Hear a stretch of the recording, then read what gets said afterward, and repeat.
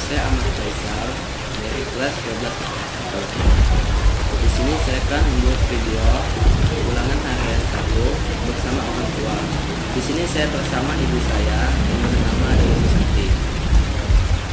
Puji syukur kehadirat Allah Subhanahu wa taala yang mana dengan rahmat serta karunia-Nya kita masih bisa berkumpul di sini dalam keadaan sehat walafiat.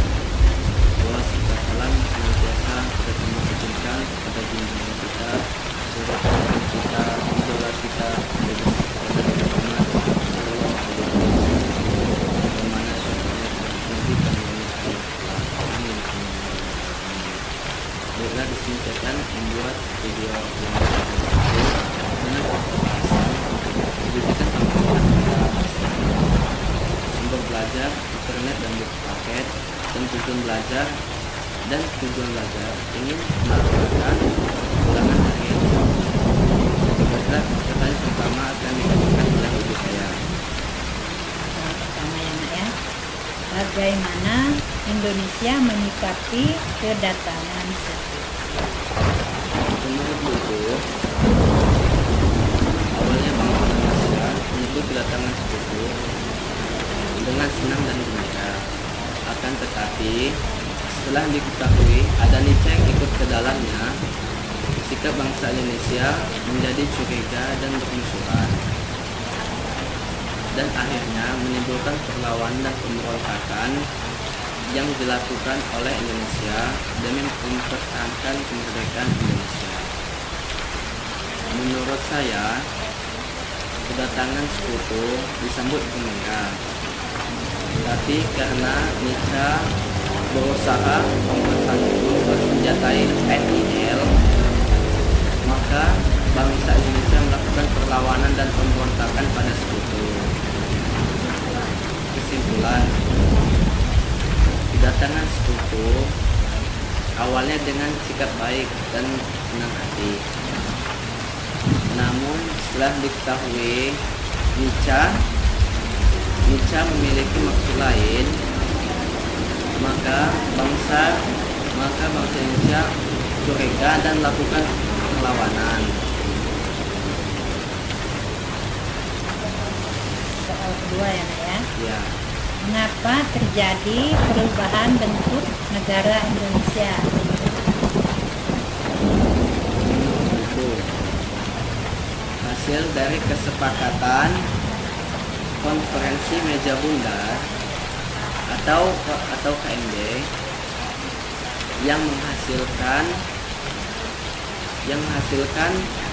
diantaranya 3 persetujuan pokok, yaitu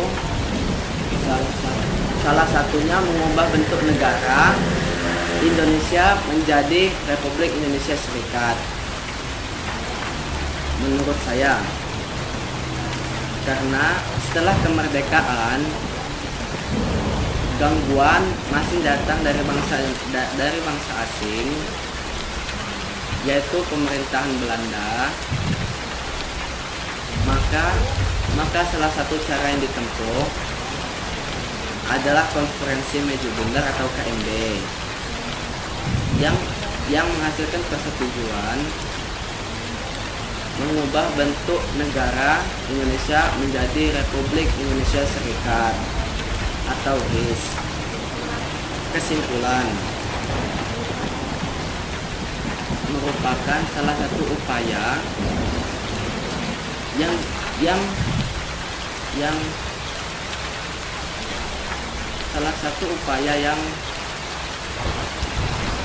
yang dilakukan untuk mempertahankan kemerdekaan Indonesia, yaitu diadakannya konferensi meja bundar atau KMB yang menghasilkan kesepakatan, yaitu diubahnya bentuk negara Indonesia menjadi Republik Indonesia Serikat atau RIS. Juga Nak ya, dibacakan. Bagaimana keadaan negara dalam bidang politik dengan diterapkan liberal di Indonesia? Menurut buku, pada masa demokrasi liberal ini ditandai dengan tumbuh suburnya partai politik dan berlakunya kabinet parlementer. Dalam hal politik tidak ada batasan bagi setiap individu atau golongan untuk berserikat. Menurut saya,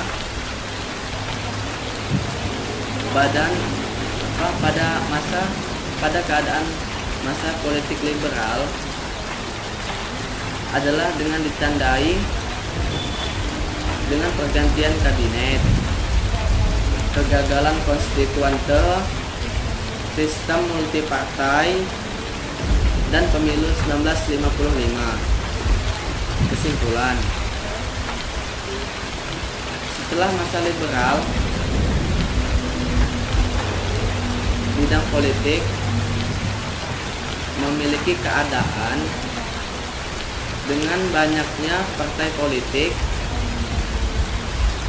atau multipartai, kegagalan konstituante, pergantian kabinet, kebebasan untuk berserikat, dan pemilu 1955. Soal keempat ya. Jelaskan peristiwa yang berkaitan mempertahankan kedaulatan Republik Indonesia. Menurut buku 1, Pertempuran Surabaya pada tanggal 10 November 1945. 2, Pertempuran Bandung Lautan Api. 3, Serangan umum 1 Maret 1949 di Yogyakarta. 4, Perjanjian Linggarjati pada 15 November 1946. 5, Agresi militer Belanda 1 pada 20 Juli 1947. 6, Perjanjian Renville pada tanggal 17 Januari 1948. Yang ketujuh, Agresi militer Belanda 2 pada tanggal 9 Desember 1948. 8, Perjanjian Romroyen pada tanggal 7 Mei 1945. 9, KMB atau Konferensi Meja Bundar pada tanggal 23 Agustus sampai 2 November 1949. Menurut saya, ada banyak sekali peristiwa yang berkaitan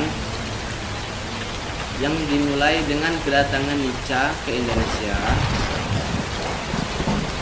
yang berusaha mempersenjatai KNIL sehingga menimbulkan perlawanan, antara lain Konferensi Meja Bundar, Perjanjian Romroyen dan Linggarjati, Serangan Umum 1 Maret 1949, Pertempuran Surabaya, Bandung Lautan Api, serta agresi militer Belanda 1 dan 2. Kesimpulannya, Indonesia menyatakan sebagai negara merdeka. Namun kemerdekaan yang harus dipertahankan dari ancaman oleh negara asing yang ditempuh dengan 2 cara, yaitu dengan diplomasi, dengan melakukan perjanjian, contohnya Perjanjian Linggarjati dan Perjanjian Renville, serta perjuangan bersenjata dan yang mengakibatkan terjadinya pertempuran. Contohnya pertempuran Surabaya dan Bandung Lautan Api. Soal yang kelima ya, Pak ya. Ya, Jelaskan tentang Insinyur Soekarno dalam peranan sebagai tokoh nasional Indonesia. menurut buku, yaitu sebagai tokoh yang merumuskan dan membacakan teks proklamasi, lalu sebagai ketua PPKI yang mengesahkan undang-undang dan undang-undang pegagas Pancasila, lalu pendiri TNI, pendiri PMI, ketua panitia 9, dan merupakan presiden pertama Republik Indonesia. Menurut saya, peranan Insinyur Soekarno sebagai tokoh nasional adalah banyak sekali.